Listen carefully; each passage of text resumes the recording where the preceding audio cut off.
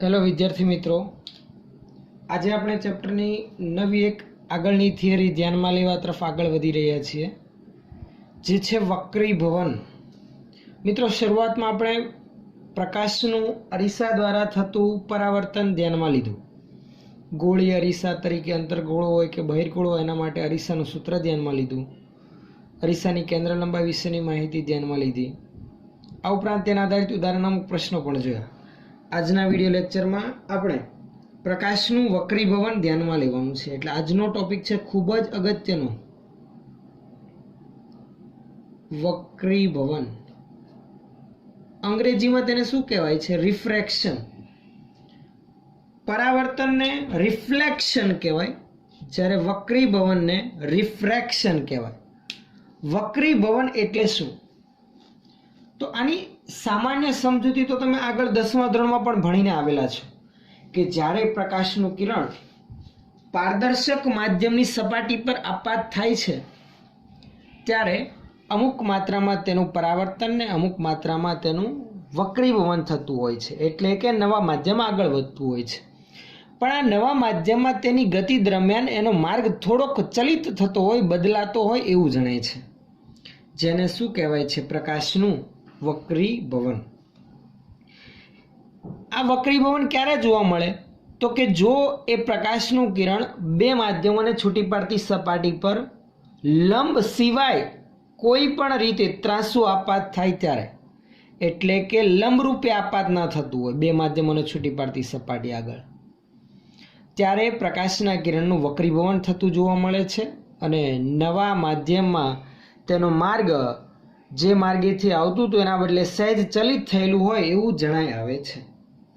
તો સૌથી પહેલાં તો સામાન્ય સમજૂતી સ્વરૂપે આપણે અમુક વર્ણન લખી રાખીએ કે મેં તમને કીધું એમ, જ્યારે બે માધ્યમોને છૂટી પાડતી સપાટી, બે માધ્યમો તરીકે એક હવા એટલે કે શૂન્યાવકાશ ધ્યાનમાં લઈને બીજું કોઈ પારદર્શક માધ્યમ ધ્યાનમાં લે. પારદર્શક માધ્યમ તરીકે કાચનો કોઈ સ્લેબ લઈ લઈએ તો પણ ચાલે. તો એક નાની એવી આકૃતિ પણ સાથે સાથે ધ્યાનમાં લેતા જઈએ, ચાલો સમજૂતી માટે, એટલે તમને પણ વધુ ખ્યાલ આવશે. ચાલો એક નાની એવી સમજૂતી માટે આકૃતિ ધ્યાનમાં લઈએ, સમજો બરાબર. આ છે ધારો કે કાચનો એક સ્લેબ. આ કાચલા સ્લેબની કંઈક અમુક જાડાઈ છે, બરાબર છે. એનો હું અમુક ભાગ દર્શાવું છું. એનો કંઈક વક્રીભવનાંક હશે.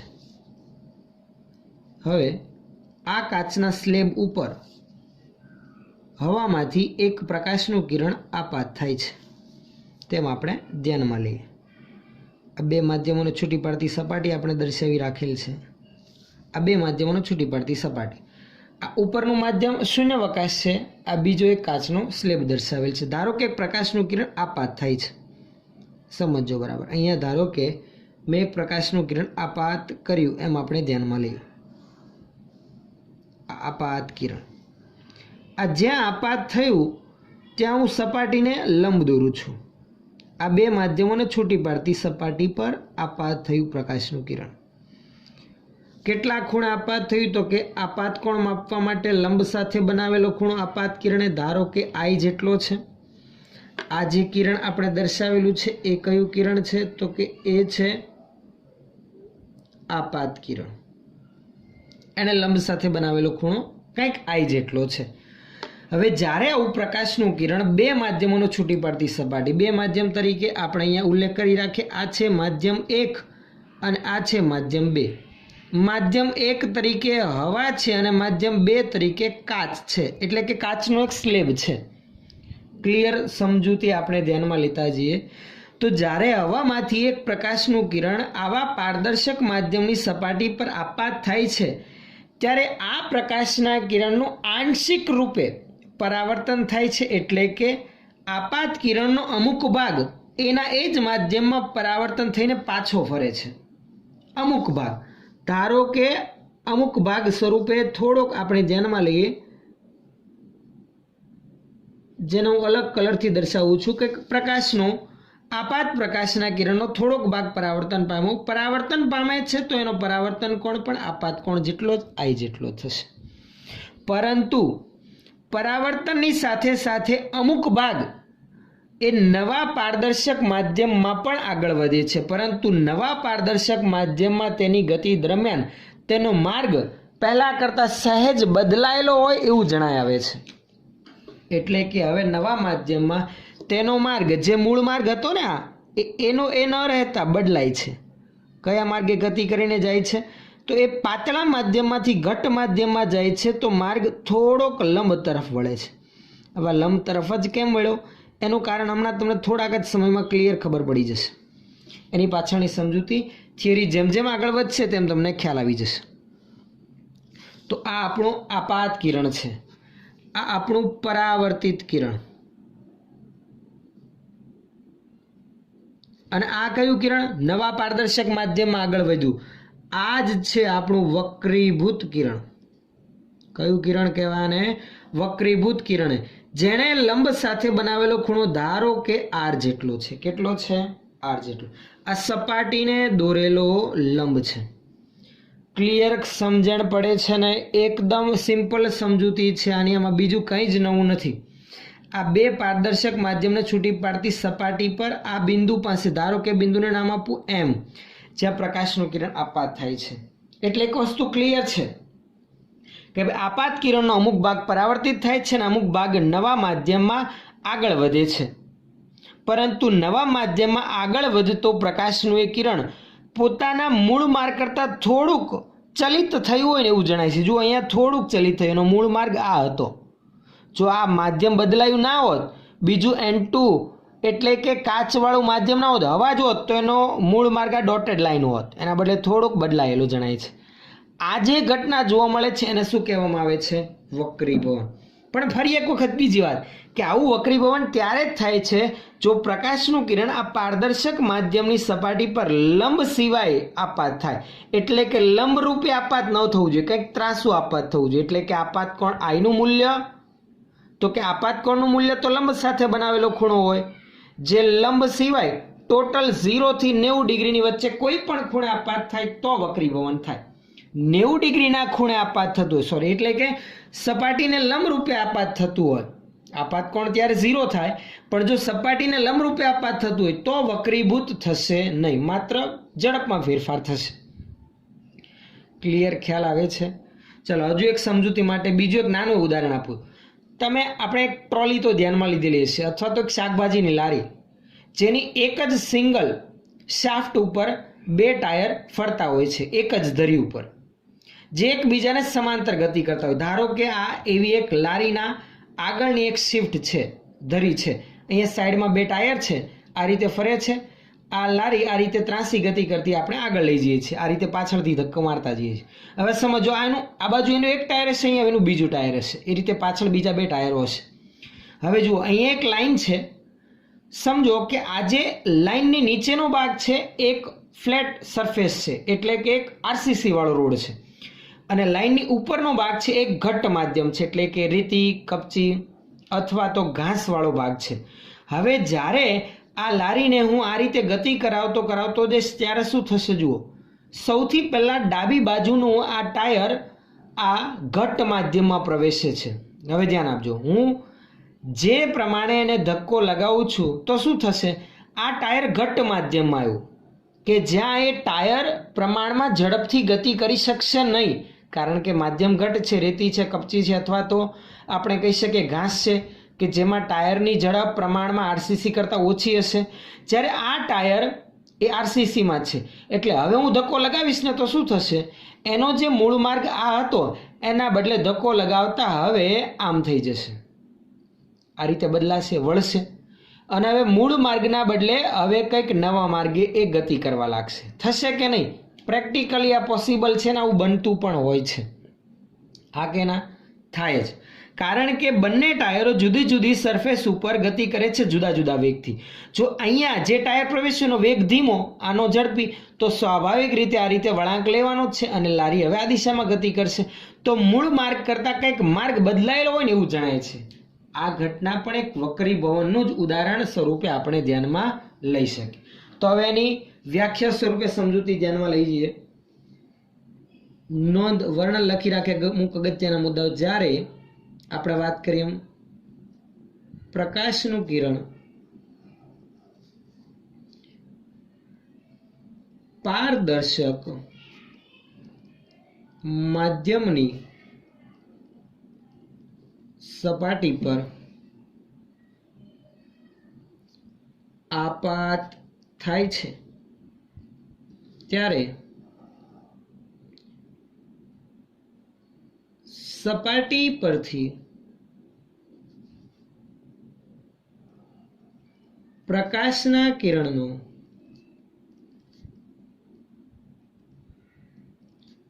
અમુક ભાગ પરાવર્તન પામે છે અને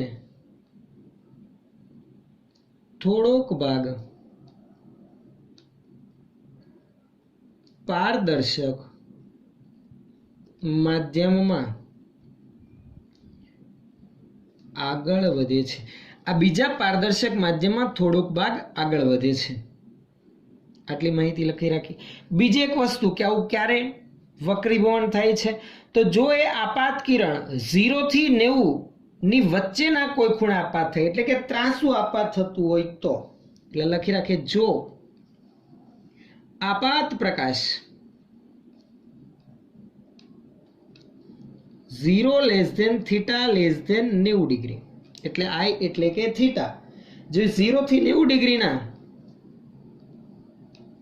ખૂણે ત્રાંસુ આપાત થતું હોય કે ત્રાંસુ આપાત થયેલું હોય તો પારદર્શક માધ્યમમાં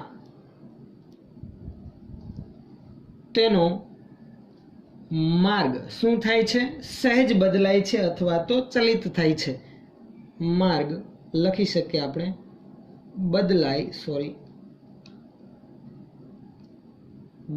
છે.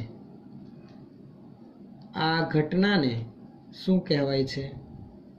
વક્રીભવન કહે છે. વક્રીભવનની વ્યાખ્યા એકદમ સિમ્પલ છે, આપણે થોડીક વિસ્તૃત લખી. ઇન શોર્ટ, ટૂંકમાં કહેવાનો અર્થ એવો, જ્યારે પારદર્શક માધ્યમની સપાટી પર પ્રકાશનું કિરણ આપાત થાય છે ત્યારે બે માધ્યમોને છૂટી પાડતી સપાટી આગળ પ્રકાશનું કિરણ સહેજ ચલિત થાય છે અથવા તો તેનો માર્ગ બદલાય છે. આ ઘટનાને શું કહેવાય? વક્રીભવન.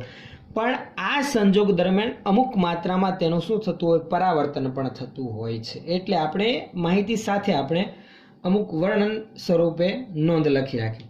હવે આ જે વક્રીભવનની ઘટના આપણને જોવા મળે છે, આ વક્રીભવનના પણ અમુક નિયમો છે, જેમ પરાવર્તનના નિયમો હતા એમ, તો એ પણ ખાસ નોંધી રાખીએ કે વક્રીભવનના નિયમો.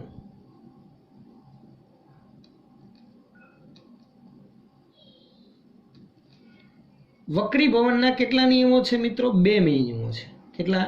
2. સૌથી પહેલો નિયમ કયો? તો જેમ પરાવર્તન માટે હતો એમ, આપાત કિરણ, વક્રીભૂત કિરણ અને સપાટીને દોરેલો લંબ ત્રણે ત્રણ એક જ સમતલમાં હોય. ફરી એક વખત, આપાત કિરણ, વક્રીભૂત કિરણ અને સપાટીને દોરેલો લંબ એક સમતલમાં, એટલે કે માધ્યમ અલગ અલગ હશે પણ ત્રણે ત્રણને સમાવતું એક સમતલ હશે. એટલે કહેવાનો અર્થ આવો. જુઓ, ધારો કે સમજૂતી માટે હું તમને જણાવું, ધારો કે આ પેજ છે, પ્રકાશનું એક કિરણ આમથી આવ્યું, આ ઓરેન્જ કલરની લાઈન એ સપાટીને દોરેલો લંબ, ધારો કે આ બે માધ્યમને છૂટી પાડતી રેખા. સમજો, આ પ્રકાશનું કિરણ આવ્યું, બરાબર છે. હવે નવા માધ્યમાં આગળ વધશે ને તો નવા માધ્યમાં તેનો માર્ગ કેવો હશે? આનો ન રહેતા કંઈક બદલાયો આ રીતે. પણ તમે જોઈ શકો છો, આપાત કિરણ, સપાટીને દોરેલો લંબ અને વક્રીભૂત કિરણ ત્રણે ત્રણને સમાવતું એક જ સમતલ હશે. આવું નહીં હોય કે ભાઈ વક્રીભૂત કિરણ આમ ઉપરથી ઊંચું થઈ નીકળતું હોય, આવું કદાપી બનશે નહીં. ત્રણે ત્રણને સમાવતું સમતલ એક જ હશે. એટલે એક પહેલો અગત્યનો નિયમ,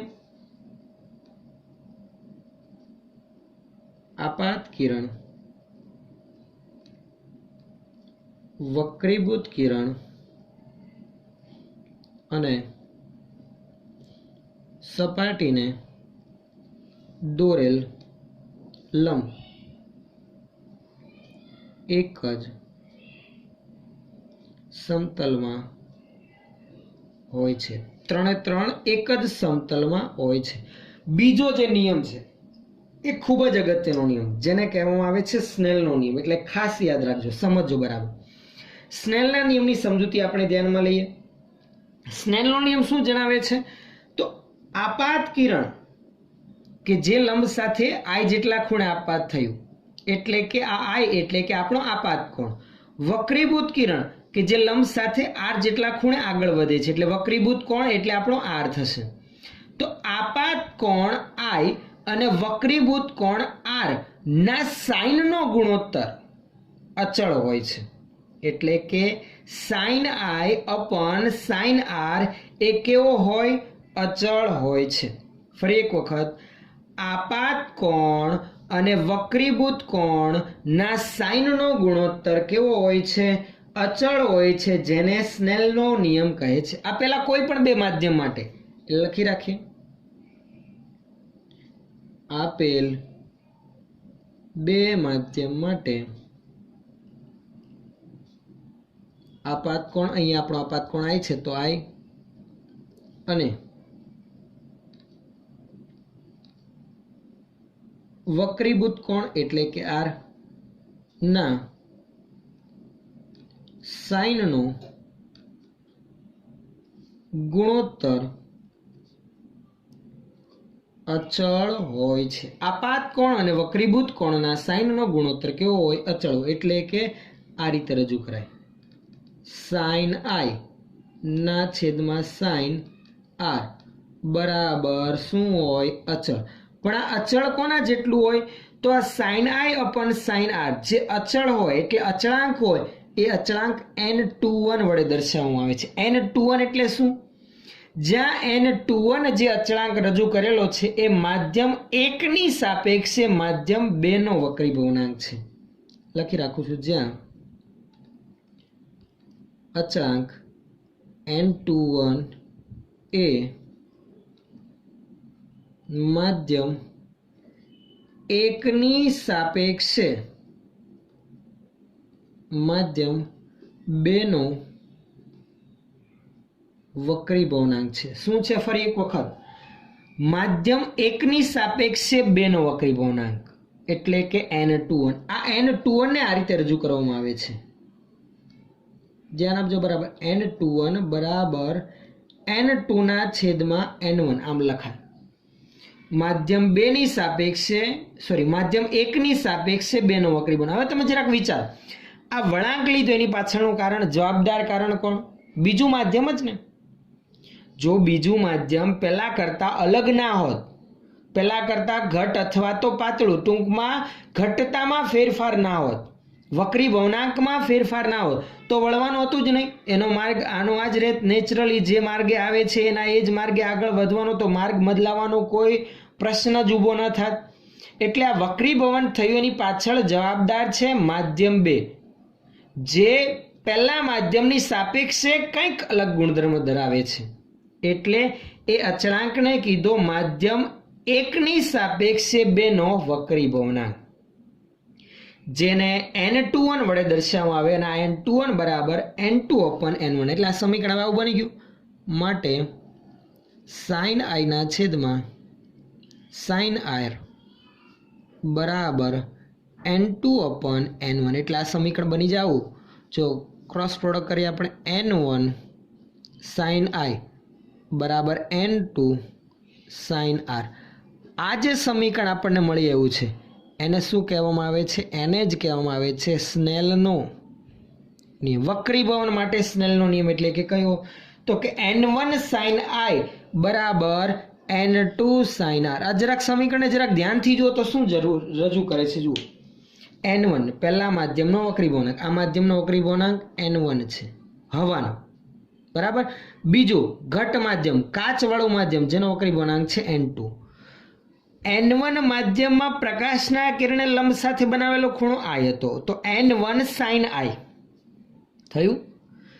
બીજા માધ્યમમાં એ જ પ્રકાશનું કિરણ જે આગળ વધ્યું એણે લંબ સાથે બનાવેલો ખૂણો આર હતો, અને એ માધ્યમનો વક્રીભવનાંક હતો n2, તો n2 સાઇન આર. એટલે પ્રકાશનું કિરણ કોઈ પણ માધ્યમમાં હોય, તે માધ્યમનો વક્રીભવનાંક અને તે માધ્યમમાં લંબ સાથે બનાવેલા ખૂણાના સાઇનનો ગુણાકાર અચળ હોય. એટલે આને સાદી ભાષામાં પણ લખાય, ઇન શોર્ટ, ટૂંકમાં n સાઇન થીટા બરાબર અચળ. પછી કોઈ પણ માધ્યમ હોય, ધારો કે આ એકની પછી બીજું માધ્યમ હોય, બીજા પછી ત્રીજું હોય, ત્રીજા પછી ચોથું હોય, તો સીધું આમ લખી શકું N1 sin I. ચોથા માધ્યમ માટે લખવું હોય તો N4, ધારો કે એ માધ્યમમાં પ્રકાશના કિરણ લંબ સાથે બનાવેલો ખૂણો θ1 હોય તો N4 sin θ1. સીધા બંનેની હું સરખામણી કરી શકું. કહેવાનો અર્થ એવો, આ સ્નેલનો નિયમ એવી માહિતી આપણને આપે છે. એક એનો આગવો ગુણધર્મ છે, ખ્યાલ આવે છે, જે તરંગ લંબાઈ પર આધારિત છે. કારણ કે જુઓ, પ્રકાશનું કિરણ એક માધ્યમમાંથી બીજા માધ્યમમાં જાય ને તો એની આવૃત્તિ ના બદલાય, પણ તરંગ લંબાઈમાં ફેરફાર થાય. શેમાં ફેરફાર થશે? તરંગ લંબાઈમાં. તરંગને આપણે આ રીતે રજૂ કરીએ, જુઓ, હા કે ના? સાદી ભાષામાં સમજો કે આજે છે ને એક પ્રકારના કૂદકા છે. ધારો કે કોઈ વ્યક્તિ દોડતો હોય નોર્મલ રસ્તા ઉપર, તો એના સ્ટેપની લંબાઈ કંઈક ફિક્સ હશે. ધારો કે આવડો મોટો કૂદકો મારે છે, પાછો આવડો મોટો કૂદકો મારે છે.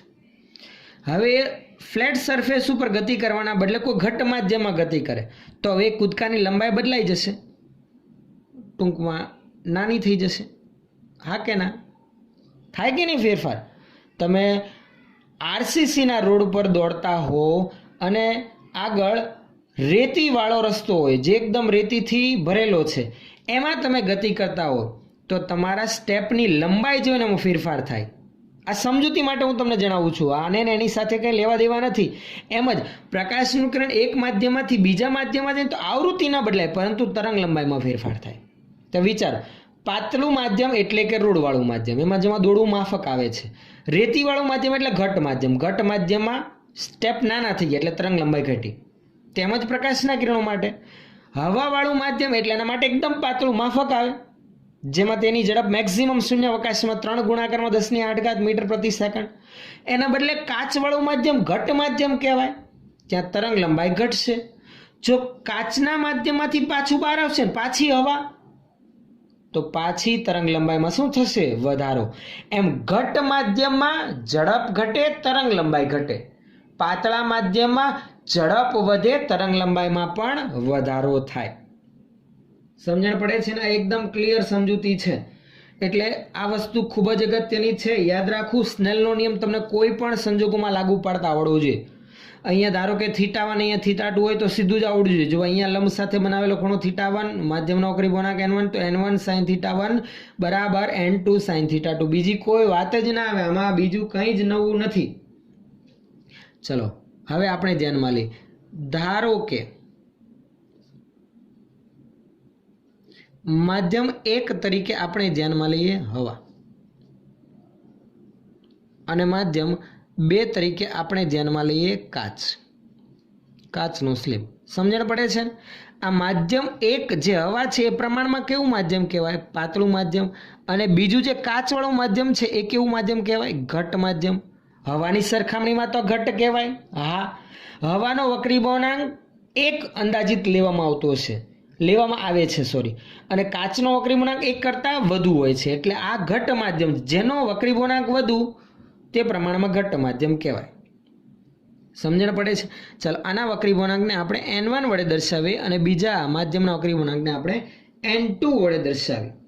સમજણ પડે છે? ખ્યાલ આવે છે? ચલો હવે આગળ એક સમજૂતી ધ્યાનમાં લઈએ છીએ. જુઓ, જરાક ધ્યાન આપજો. જો આપણે અહીંયા જે માહિતી ધ્યાનમાં લીધી એમાં N21 જે પદ દેખાય છે તમને, જો N21 ગ્રેટર ધેન 1 હોય, આ પદ 1 કરતાં મોટું હોય, આ પદ 1 કરતાં મોટું એટલે અંશ છેદ કરતાં મોટો હોય. અંશમાં sin I છે તો આમ લખી શકાય I ગ્રેટર ધેન R. હા કે ના? બંનેમાં સાઇન જ છે એટલે સીધી ખૂણાની સરખામણી કરી શકું, કેમ કે સાઇનનું મૂલ્ય મોટા ખૂણા માટે મોટું આવશે, નાના ખૂણા માટે નાનું. સાઇન 0 ઉપર 0. હા કે ના? ક્લિયર જ છે ને? અને સાઇન 90 ઉપર 1, અને ખૂણાનું મૂલ્ય 0 થી 90 ની વચ્ચે જ આવશે. એટલે આ પરિણામ 1 કરતાં મોટું તો જ હોય જો અંશ મોટો હોય, એટલે I ગ્રેટર ધેન R હોય. અને જો I ગ્રેટર ધેન R હોય એટલે કે આપાત કોણનું મૂલ્ય મોટું હોય વક્રીભૂત કોણ કરતાં, તો વક્રીભૂત કોણ નાનો ક્યારે મળે? તો કે પ્રકાશનું કિરણ લંબ બાજુ વળે ને તો, લંબ તરફ વળે ને તો આમ લખી શકાય કે આવા કિસ્સામાં એટલે કે વક્રીભૂત કિરણ કઈ બાજુ વળશે? લંબ તરફ વળશે. ખાસ યાદ રાખવું, જો I ગ્રેટર દેન R હોય, N21 ગ્રેટર દેન 1 હોય તો વક્રીભૂત કિરણ લંબ તરફ વળશે. બીજામાં તમને સીધો ખ્યાલ આવશે. તથા જો હું ઊંધું લો, N21 1 કરતાં નાનું હોય, આ પદ 1 કરતાં નાનું, 1 કરતાં નાનું એટલે છેદ મોટો, છેદ મોટો એટલે કે R greater than I. R એટલે વક્રીભૂત કોણ. વક્રીભૂત કોણ મોટો ક્યારે હોય? તો જો પ્રકાશનું કિરણ આમથી આવે છે, જો આ તરફ વળતું હોય તો વક્રીભૂત કોણ પહેલા કરતાં નાનો થઈ જાય.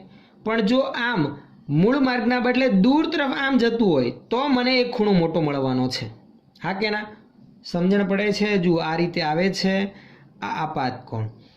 જો એમનું એમ જ આગળ વધે તો કોઈ ફેરફાર નથી, પણ જો આ તરફ વળે તો વક્રીભૂત કોણ નાનો, પણ અહીંયા તો વક્રીભૂત કોણ મોટો છે. એટલે પ્રકાશનું કિરણ લંબ તરફ નહીં, લંબથી દૂર આમ ભાગશે, દૂરની તરફ ભાગશે, લંબ તરફ પાછું ક્યારે વળવાનું નથી. તો એમ લખી શકાય, એટલે કે વક્રીભૂત કિરણ લંબથી દૂર જશે અથવા તો લંબથી દૂરની તરફ વળવાનું છે. આ વસ્તુ ક્લિયર છે દરેકને? આ ખૂબ જ અગત્યની નોંધ છે, આ તમને ખબર હોવી જોઈએ. ખૂબ જ IMP નોંધ આપણે લખી રાખેલ છે કે ભાઈ જો N21 એટલે ફરી પાછું ખબર છે N2/N1, આ 1 કરતાં મોટું એટલે N2 N1 કરતાં મોટું હોય એટલે બીજું માધ્યમ ઘટતું હોય, પહેલું માધ્યમ પ્રમાણમાં પાતળું હોય. એટલે કહેવાનો અર્થ એવો કે જો N2 હોય ને તો પ્રકાશનું કિરણ પાતળામાંથી કયા માધ્યમમાં? ઘટ માધ્યમમાં જતું હોય. જો N21 હોય એટલે 1 કરતાં નાનું હોય, 1 કરતાં નાનું ક્યારે હોય? છેદ મોટો હોય એટલે કે પહેલું માધ્યમ ઘટ હોય, બીજું પાતળું હોય. એટલે આમ લખી શકાય, ઘટમાંથી પાતળા માધ્યમમાં જાય તો આ પ્રકારની પરિસ્થિતિ ઊભી થાય. આ બંને પરિસ્થિતિ અલગ અલગ છે, સમજો, ઉપરની અને નીચે. એટલે ખાસ એ તમને ખ્યાલ હોવો જોઈએ. ચલો, ક્લિયર ખ્યાલ આવે છે? હવે બીજી એક અગત્યની બાબત આપણે ધ્યાનમાં લઈએ. ચલો, આપણને એટલો તો ખ્યાલ આવી ગયો કે N12 અને N21 શું દર્શાવે. જેમ અહીંયા N21 છે 1 ની સાપેક્ષે 2 નો વક્રીભવનાંક છે, એમ N12 એટલે શું? માધ્યમ 2 ની સાપેક્ષે 1 નો વક્રીભવનાંક. પણ એ એકબીજાની સાપેક્ષે વક્રીભવનાંકનો ગુણાકાર એક જ હોય, અચળ. એટલે આ રીતે જો કહેવાનો અર્થ એવો. હવે જેમ અહીંયા N21 ની વાત કરીએ એમ N12 બરાબર શું આવશે? N1/N2. ખ્યાલ આવે છે? અને આ N1/N2 એટલે આમ લખી શકું 1/N21. તો આ જો N21 આની સાથે ગુણાકારમાં લઈ જાવ તો આ તો આવું થઈ ગયું ને, N12 × N21 બરાબર 1. માધ્યમ 1 નો 2 ની સાપેક્ષે અને 2 નો 1 ની સાપેક્ષે વક્રીભવનાંકનો ગુણાકાર અચળ હોય, જે કોના જેટલો હોય? 1 જેટલો હોય છે. આ બાબત પણ ખૂબ જ અગત્યની, ખાસ યાદ રાખવી. કોઈ પણ હોય 1 2 ના બદલે 2 3 હોય તો N23 × N32 = 1 જ આવે. આમાં ક્યારે ફેરફાર થાય નહીં. તો આ N21 અને N12 તો એકબીજાની સાપેક્ષે વક્રીભવનાંક થયા, પણ N1 અને N2 એ શું? તો એક માધ્યમના નિરપેક્ષ વક્રીભવનાંક છે. જેની વાત કરીએ, જુઓ, માધ્યમનો નિરપેક્ષ વક્રીભવનાંક, જેને આ રીતે રજૂ કરવામાં, માધ્યમનો નિરપેક્ષ વક્રીભવનાંક n બરાબર c/v. વેગની સાપેક્ષે આ રીતે રજૂ કરવામાં આવે. જો n કોઈ પણ માધ્યમનો વક્રીભવનાંક = c, પ્રકાશની શૂન્યાવકાશમાં ઝડપ છેદમાં v, જે માધ્યમનો વક્રીભવનાંક લખ્યો ને એ માધ્યમમાં પ્રકાશની ઝડપ. જો હું આ n1 માટે લખું તો આમ લખાય n1 બરાબર c/v1. v1 એટલે શું? આ n1 વક્રીભવનાંકવાળા માધ્યમમાં પ્રકાશના કિરણની ઝડપ. તથા એ જ રીતે આમ લખી શકું n2 બીજા માધ્યમ માટે c/, એ માધ્યમમાં ધારો કે ઝડપ v2 છે તો v2. ચલો, બંનેનો ગુણોત્તર લઉં છું, ધ્યાન આપજો બરાબર. N1/N2 બરાબર c/v1 અને c/v2. સી કેન્સલ થઈ જાય, છેદના છેદમાંથી V2 અંશમાં અને V1 છેદમાં. તો આ આમ પણ લખાય કે N1/N2, આ N1/N2 એટલે કે N12 બરાબર V2/V1. એટલે બંને માધ્યમમાં પ્રકાશના વેગ આધારિત એના સાપેક્ષ વક્રી વળાંકને આ રીતે પણ રજૂ કરી શકાય. તો આ જે બીજી બાબત આપણે ધ્યાનમાં લીધી આ પણ ખૂબ જ અગત્યની, આ યાદ રાખજો, ભૂલાય નહીં. અગત્યના સમીકરણો આપણે નોંધીએ છીએ મિત્રો. આના વિશેની માહિતી તમને ખબર હોવી જોઈએ સમજૂતી સાથે. ખ્યાલ આવે છે? તરંગ લંબાઈ સ્વરૂપે રજૂ કરો તો આમ લખી શકાય. જુઓ, V2 બીજા વક્રી વળાંક એટલે કે બીજા માધ્યમમાં પ્રકાશની ઝડપ, જે ઝડપને V બરાબર f લેમ્બડા દ્વારા રજૂ કરી શકાય, જે તમને ખ્યાલ હશે જ. તો V2 બરાબર f લેમ્બડા 2 અને અહીંયા f લેમ્બડા 1 આમ લખી શકીએ ને. જો f માધ્યમ બદલાતા આવૃત્તિ બદલાતી નથી તો એ કેન્સલ. તરંગ લંબાઈ V2 એ લેમ્બડા 2 એ N2 વક્રી વળાંકવાળા માધ્યમમાં, લેમ્બડા 1 એ N1 વક્રી વળાંકવાળા માધ્યમમાં. તો આ સમીકરણમાં છેલ્લે કોણ વધશે? લેમ્બડા 2 છેદમાં લેમ્બડા 1. ક્લિયર? ખ્યાલ આવે છે ને? ખબર પડે છે? તો આ સંબંધ પણ આપણે ખાસ અગત્યનો બની રહે. એટલે આ રીતે તરંગ લંબાઈ સ્વરૂપે પણ માહિતી યાદ રાખવી. ચલો, આટલે સુધીનું ક્લિયર છે? દરેકને ખ્યાલ આવે છે? ચલો હજુ એક સમજૂતી ધ્યાનમાં લઈએ કે ધારો કે 3 માધ્યમ ક્રમ અનુસાર ગોઠવાયેલા છે. એક નાની એવી આકૃતિ હું અહીંયા ધ્યાનમાં લઉં છું, સમજજો. સમજૂતી માટે આપણે ધ્યાનમાં લઈએ. એકદમ સરળ બાબત છે. જેમ 1 અને 2 માટે આપણને આવડી ગયું, તો 2 કરતાં વધુ માધ્યમ હોય, પ્રકાશનું કિરણ સતત ચલિત થતું એના મૂળ માર્ગથી, તો કેવી રીતે સ્નેલનો નિયમ લાગુ પાડવો, કેવી રીતે વક્રી વળાંકની સમજૂતી ધ્યાનમાં લેવી, એના વિશેની માહિતી આપણે ધ્યાનમાં લઈએ. ધ્યાન આપજો બરાબર. આ માધ્યમ 1, આ માધ્યમ 2, આ માધ્યમ 3. પહેલા માધ્યમનો વક્રી વળાંક N1, બીજાનો N2 અને ત્રીજાનો N3. ક્લિયર? ખબર પડે છે ને? હવે પ્રકાશનું કિરણ એકમાંથી બીજામાં જાય છે, બીજામાંથી ત્રીજામાં જાય છે. ત્રણેયના વક્રી વળાંકો જુદા જુદા છે. એમ સમજો કે અહીં N3 greater than N2 greater than N1 છે. એટલે નીચેનું માધ્યમ સૌથી વધુ ઘટ છે. ઘટતાને દર્શાવવા માટે આપણે થોડીક આ રીતે ડાર્ક લાઈન દર્શાવી રાખી.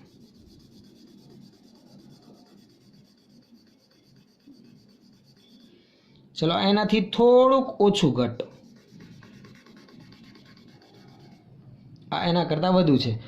થોડોક ફેરફાર તમને દેખાતો હશે, સમજી લેજો જરાક. જો ફેરફાર ના લાગતો હોય તો એના કરતાં થોડુંક વધારે ઘટ છે. આ ઉપરનું સૌથી ઓછું ઘટ. ક્લિયર? ખબર પડે છે? એવું પ્રકાશનું કિરણ પહેલા માધ્યમમાંથી બીજામાં જાય છે. જુઓ, ધ્યાન આપજો. આ પાથ થયું 2 માધ્યમોને છૂટી પાડતી સપાટી આગળ. આ સપાટીને દોરેલો લંબ, આ એનો મૂળ માર્ગ હતો, પણ મૂળ માર્ગે આગળ વધશે નહીં. જો પાતળા માધ્યમમાંથી ઘટમાં ગયું, પાતળામાંથી ઘટમાં જાય તો લંબ તરફ વળશે, એટલે આ તરફ. તો થોડુંક લંબ તરફ નમાવી દીધું. ખબર પડી?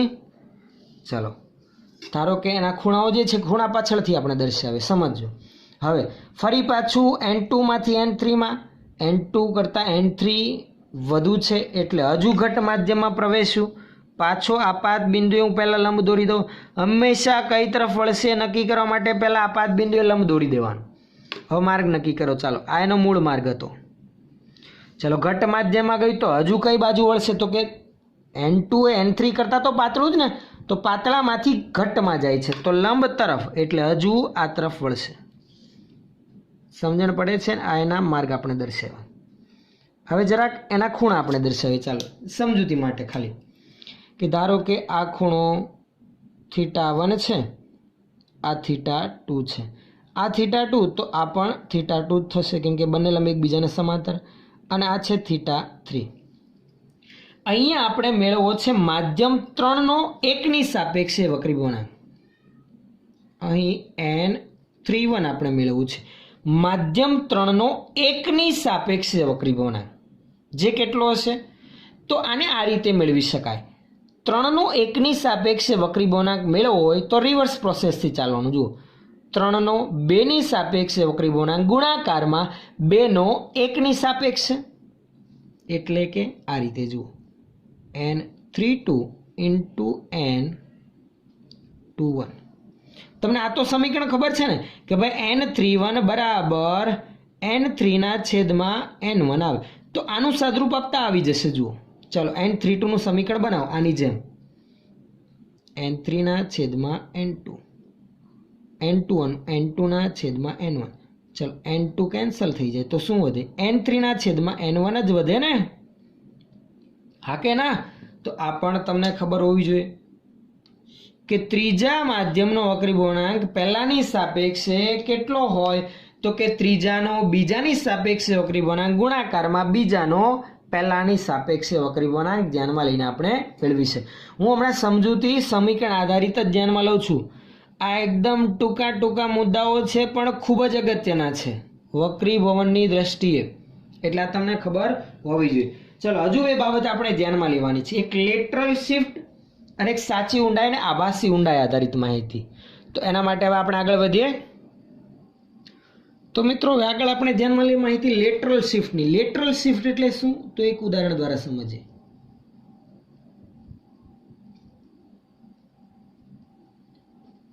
લેટરલ શિફ્ટની એક સામાન્ય સમજૂતી. ધારો કે પ્રકાશનું કિરણ શૂન્યાવકાશમાંથી ગતિ કરતું આવે છે, વચ્ચે માર્ગમાં એક ચોક્કસ જાડાઈનો કાચનો સ્લેબ આડો આવે છે અને એ કાચના સ્લેબને ભેદીને પછી એ પ્રકાશનું કિરણ નિર્ગમન પામે છે, એટલે બહાર પાછું એના જ માધ્યમમાં નીકળે છે. તો એનો જે મૂળ માર્ગ હોય એના કરતાં થોડુંક એ શિફ્ટ થયેલું હોય ને એવું જણાય આવે છે. આ જે શિફ્ટિંગ જોવા મળે છે એની કંઈક ચોક્કસ મૂલ્યની, એને શું કહેવામાં આવે છે? Lateral shift. ધારો કે આ કાચના સ્લેબની જાડાઈ ટી જેટલી છે. કેટલી છે એની જાડાઈ? ટી જેટલી. હવે આપણે એના વક્રી પૂર્ણાંક નોંધી રાખીએ. આ માધ્યમ 1. આ બીજો જે માધ્યમ છે એને હું અહીંયા આ રીતે દર્શાવી રાખું છું, માધ્યમ 2. માધ્યમ 2નો વક્રી પૂર્ણાંક n2 છે, માધ્યમ 1નો વક્રી પૂર્ણાંક n1 છે. ફરી પાછું અહીંયા માધ્યમ 1 છે એટલે n1 છે. એટલે સમજો હવા, કાચ, હવા લખી રાખીએ આપણે, ચાલો એટલે એ પણ વધુ ખ્યાલ આવે, ક્લિયર તમને. હવા, ફરી પાછી અહીંયા પણ હવા, અને આ છે કાચવાળું માધ્યમ. સમજો ને બરાબર? ચાલો પ્રકાશનું કિરણ આપાત કરું છું. બે માધ્યમોને છૂટી પાડતી સપાટી આગળ આપણે આપાત કરીએ. આ સપાટીને હું પહેલાં એક લંબ દોરી દઉં જ્યાં પ્રકાશનું કિરણ આપાત થાય છે. ચાલો અહીંયા આપાત થયું આ બિંદુ આગળ, તો હું એક પ્રકાશનું કિરણ આપાત કરું છું. અહીંયા આ આપાત પ્રકાશનું કિરણ કંઈક ચોક્કસ ખૂણે આપાત થાય છે. કેટલા ખૂણે આપાત થાય છે? તો કે પહેલાં લખી રાખીએ આપણે, આ છે આપણું આપાત કિરણ. કેટલા ખૂણે આપાત થયું? ધારો કે આપાત કોણ આપણે અહીંયા દર્શાવીએ θ1 જેટલો. કેટલો? θ1. લંબ સાથે બનાવેલો ખૂણાને જ આપણે આપાત કોણ કહીએ છીએ. તો θ1 ખૂણે પ્રકાશનું કિરણ આપાત થયું હવામાંથી કાચના સ્લેબ પર. કાચના સ્લેબની જાડાઈ કેટલી છે? ટી જેટલી છે. સમજણ પડે છે ને? ચલો હવે હવા કરતાં કાચનો વક્રી પૂર્ણાંક વધુ હોય એ તો સીધો જ આપણને ખ્યાલ આવે. તો પાતળા માધ્યમમાંથી ઘટમાં જાય છે તો કઈ બાજુ વળશે? તો પહેલાં તો એનો મૂળ માર્ગ દર્શાવી. જુઓ, જો કાચનો સ્લેબ ના હોત તો આનો મૂળ માર્ગ હતો આ તેનો મૂળ માર્ગ હતો. જો કાચનો સ્લેબ આડો ના આવે તો એ પ્રકાશનું કિરણ આ જ માર્ગે આગળ વધવાનું હતું. એ તો ક્લિયર સમજૂતી દરેક વિદ્યાર્થી મિત્રોને ખ્યાલ આવશે. પણ કાચનો સ્લેબ હોવાના લીધે હવે એ પાતળા માધ્યમમાંથી ઘટ માધ્યમમાં જાય છે તો એ કંઈક વિચલન અનુભવશે. કઈ બાજુ વળશે? તો પાતળામાંથી ઘટમાં જાય તો લંબ તરફ વળે. તો ચાલો અને લંબ તરફ આપણે વાળીએ. વળાંક આપણે એનો દર્શાવીએ. આ મૂળ માર્ગ લંબ છે આ બાજુ, લંબ તરફ એટલે આ બાજુ વાળવાનું. ચલો વળાંક દર્શાવીએ આપણે થોડોક. કેટલો લંબ સાથે ખૂણો બનાવ્યો? ધારો કે લંબ સાથે θ2 ખૂણે વક્રીભવન પામે છે. આ આપાત કિરણ આ આપણું વક્રીભૂત કિરણ કાચમાં જે ગતિ કરેલું દર્શાવેલું છે. ફરી પાછું એ કાચમાંથી હવા ને છૂટી પાડતી પારદર્શક સપાટી પર આપાત થયું. દેખાય છે? હવે જુઓ જરાક અહીંયા. હવે કાચમાંથી હવામાં જાય છે એટલે ઘટમાંથી પાતળા માધ્યમમાં. ઘટમાંથી પાતળા માધ્યમમાં જાય તો લંબથી દૂર, એટલે આનો મૂળ માર્ગ છે આ. બરાબર ને? આનો મૂળ માર્ગ હોવો જોઈએ. પણ ફરી પાછું માધ્યમ બદલતું હોવાથી અને એ માધ્યમ પાતળું હોવાથી જે માધ્યમમાંથી આવે છે એની સાપેક્ષે લંબથી દૂર તરફ વળશે, એટલે વળાંક લેશે આ તરફ. અને એવું જણાવે છે કે એ હવાવાળા માધ્યમમાં જ્યારે પ્રકાશનું કિરણ નિર્ગમન પામે છે ત્યારે તેનો માર્ગ એ પ્રકાશના કિરણના મૂળ માર્ગ સાથે થોડોક પેરેલલમાં શિફ્ટ થયેલો હોય ને એવું જણાવે છે. આ અંતર જે આપણે એ દર્શાવ્યું, ધારો કે મને એક્સ વડે દર્શાવું તો એક્સ એ જ શું છે? Lateral shift. આને જ શું કહેવામાં આવે છે? Lateral shift. આ કયું કિરણ છે? તો આ છે નિર્ગમન કિરણ. કયું કિરણ છે? નિર્ગમન એટલે ભેદીને નીકળી ગયું. કાચના સ્લેબને ભેદીને નીકળી ગયું અને જ્યારે નીકળ્યું ત્યારે જાણવા મળ્યું કે જે માર્ગેથી આવતું તેના કરતાં થોડુંક સ્થાનાંતરિત થઈ ગયું. એ જે સ્થાનાંતર જોવા મળે છે એને કહેવામાં આવે છે લેટરલ શિફ્ટ. અને આ લેટરલ શિફ્ટનું સમીકરણ યાદ રાખવું આપણી ટેક્સ્ટબુકમાંની તારવણી નથી, કેમ કે નવા સિલેબસ સીબીએસઈના એનસીઈઆરટીના સિલેબસ મુજબ અપડેટ થઈ ગયેલું છે, જેમાં લેટરલ શિફ્ટવાળી થિયરી નથી. જૂના સિલેબસમાં આપણે એની સમજૂતી સાબિતી સાથે ધ્યાનમાં લેતા હતા, પણ આપણે અહીંયા ટૂંકમાં સમજૂતી લેવાની છે. તો એનું સમીકરણ આપણે ખાસ યાદ રાખીએ કે આ લેટરલ શિફ્ટ એક્સ એક તો કાચના સ્લેબની જાડાઈ પર આધાર રાખે છે. જો આ જાડાઈ વધુ હોત તો લેટરલ શિફ્ટ પ્રમાણમાં વધુ જોવા મળે. ટી ગુણાકારમાં એનું સમીકરણ આવું આવે છે: સાઇન થીટા 1 આપાત કોણ માઇનસ થીટા 2 વક્રીભૂત કોણ છેદમાં કોસ થીટા 2. આ લેટરલ શિફ્ટનું સમીકરણ છે, જે યાદ રાખવું કોમ્પિટિટિવ એક્ઝામમાં આપણને આના આધારિત પ્રશ્ન પૂછાય તો આવડવો જોઈએ.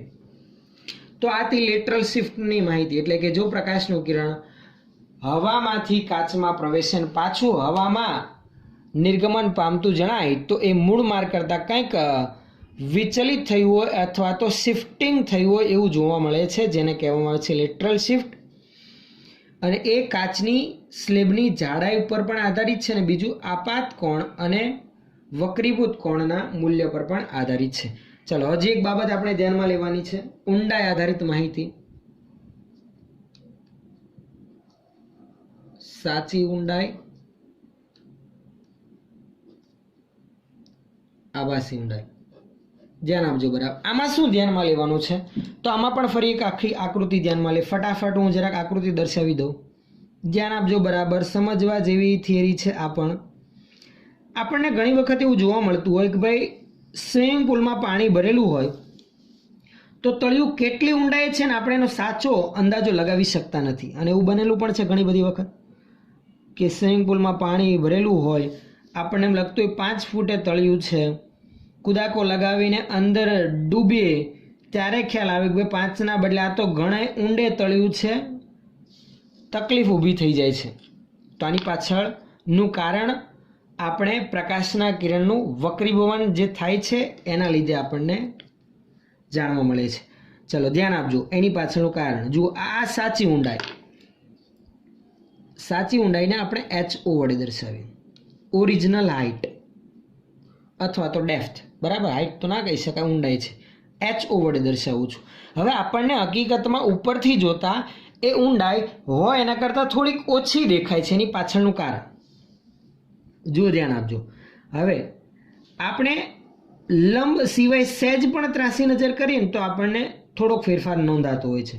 ઉપરથી જે તો પણ થોડુંક ઉપર તો ખસેલું દેખાતું જ હોય, પણ કહેવાનો અર્થ એવું કે ભાઈ સીધે સીધું ઉપરથી દર્શાવીશ ને તો આપણે આકૃતિમાં ક્લિયર સ્પષ્ટ ખ્યાલ નહીં આવે. એટલે થોડુંક એક ત્રાસું પ્રકાશનું કિરણ આપણે આપાત કરીએ. જો ધ્યાન આપજો બરાબર. આ એક પ્રકાશનું કિરણ આપણે આપાત કર્યું.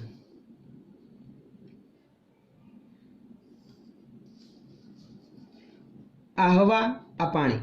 હવામાંથી પાણીમાં જાય તો લંબ તરફ વળે, આ તેનો મૂળ માર્ગ. સોરી લંબ દોર્યો, આ એનો મૂળ માર્ગ હોવો જોઈએ, પણ એના બદલે લંબ તરફ વળે છે અને ધારો કે અહીંયા આપાત થાય છે. ચલો વળેલું થોડુંક દેખાય છે ને, ક્લિયર ખ્યાલ આવે છે વક્રીભવન થયેલું હોય એવું. એટલે હકીકતમાં જવું જોઈએ અહીંયા,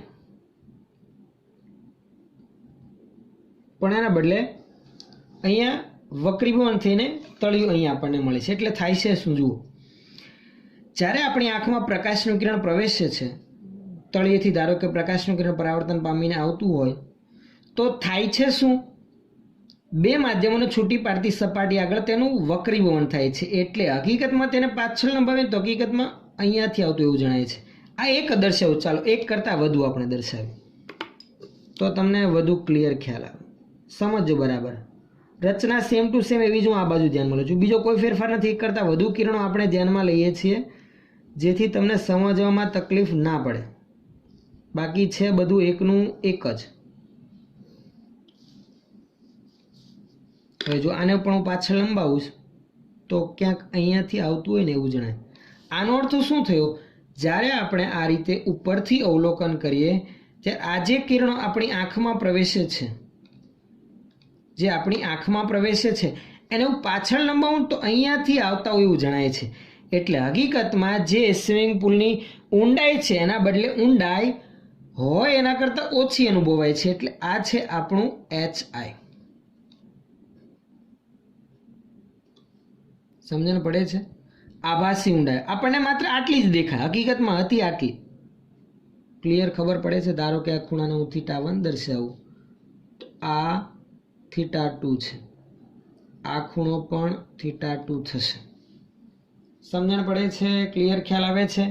અને આ જે આભાસી ઊંડાઈ અને સાચી ઊંડાઈનો ગુણોત્તર હોય, અહીંયા હું ટૂંકમાં દર્શાવી દઉં છું કારણ કે આની સમજૂતી તમારી ટેક્સ્ટ બુકમાં નથી અને આપણે અહીંયા થોડોક ટાઈમ વધારે નીકળી જશે. એટલે આની વધારે વિસ્તૃત સમજૂતી ધ્યાનમાં લઈએ એના કરતાં ટૂંકમાં વ્યવસ્થિત આ રીતે સમજી શકાય કે ભાઈ જે આભાસી ઊંડાઈ છે HI અને સાચી ઊંડાઈ HO નો ગુણોત્તર માધ્યમના વક્રીભવનાંક જેટલો હોય. જો અહીંયા હું ધ્યાનમાં લઉં છું આ હવા અને આ છે માધ્યમ પાણી.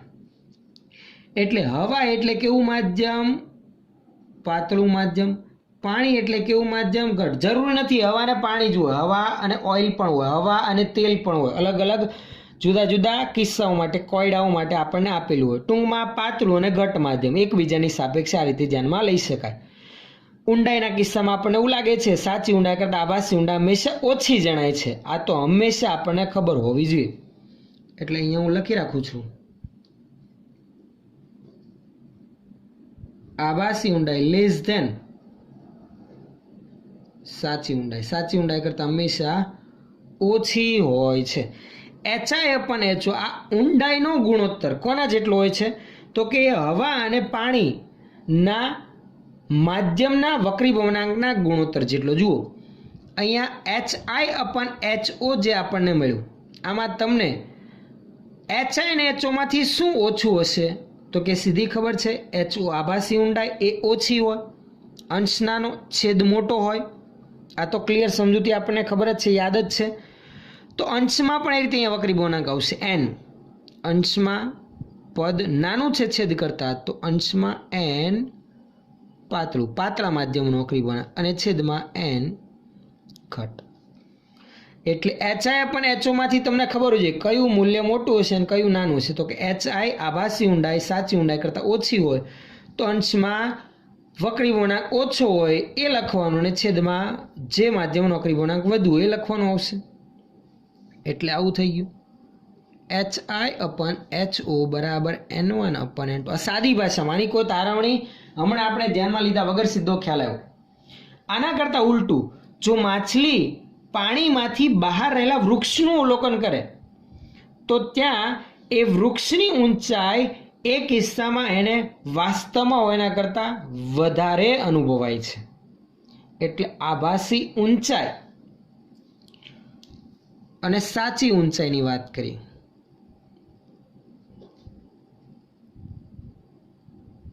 આભાસી ઊંચાઈ અને સાચી ઊંચાઈ, આમાં શું છે? બહારથી પાણીમાં અવલોકન થાય છે તો આભાસી ઊંડાઈ ઓછી હોય સાચી ઊંડાઈ કરતાં. આમાં દરિયાના અથવા તો સ્વિમિંગ પુલના અથવા તો નદીના પાણીમાંથી બહારના વૃક્ષનું અવલોકન કરવામાં આવે તો આવા કિસ્સામાં હંમેશા આભાસી ઊંચાઈ સાચી ઊંચાઈ કરતાં વધુ હોય. આ યાદ રાખજો જરાક શોર્ટ ક્વેશ્ચન માટે. તો સમીકરણ બનશે આવું: આભાસી ઊંચાઈ એટલે HI, સાચી ઊંચાઈ એટલે HO. આ સંજ્ઞા ખાસ યાદ રાખવાની, બરાબર. આભાસી ઊંચાઈ એટલે HI અને સાચી ઊંચાઈ એટલે HO. આમાં કોણ મોટું?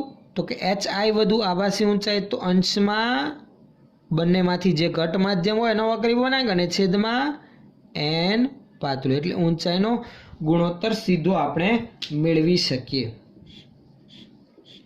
આ યાદ રાખજો જરાક ખાસ. સરળ છે પણ સમજવું જરૂરી છે, નહીતર ખબર નહીં પડે ક્યાં પાતળું માધ્યમનો વક્રી ગુણાંક લખવાનો ને ક્યાં ઘટ માધ્યમનો વક્રી ગુણાંક લખવાનો. બરાબર છે? ખ્યાલ આવે છે? ચલો, આથી વાત ઊંચાઈ અને ઊંડાઈ આધારિતની માહિતી. હજુ એક બાબત આપણે ધ્યાનમાં લેવાની છે. જે વક્રીભવન માટે તમને એક ટેક્સ્ટ બુકનું ઉદાહરણ આપેલું છે કે વક્રીભવનના લીધે સૂર્યોદય જે થાય છે 2 મિનિટ હોય એના કરતાં વહેલો થતો હોય એવું આપણને જણાવે છે. અને એક નાની એવી આકૃતિ, જે આકૃતિ દ્વારા આપણને સરળતાથી સમજાઈ જશે. જુઓ, આ છે ધારો કે આપણી પૃથ્વી.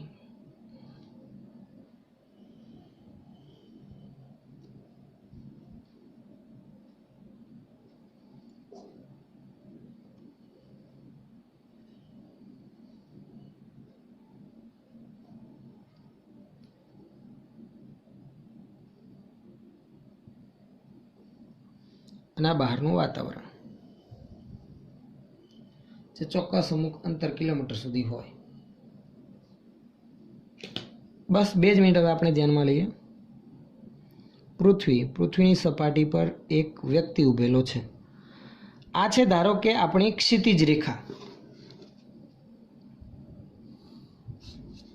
બરાબર છે. આપણો સૂર્ય હમણાં અહીંયા છે. સમજો, સૂર્યોદય વખતનો સમય આપણે ધ્યાનમાં લઈએ છીએ. વાસ્તવિક સ્થિતિ એની ધ્યાનમાં લીધી.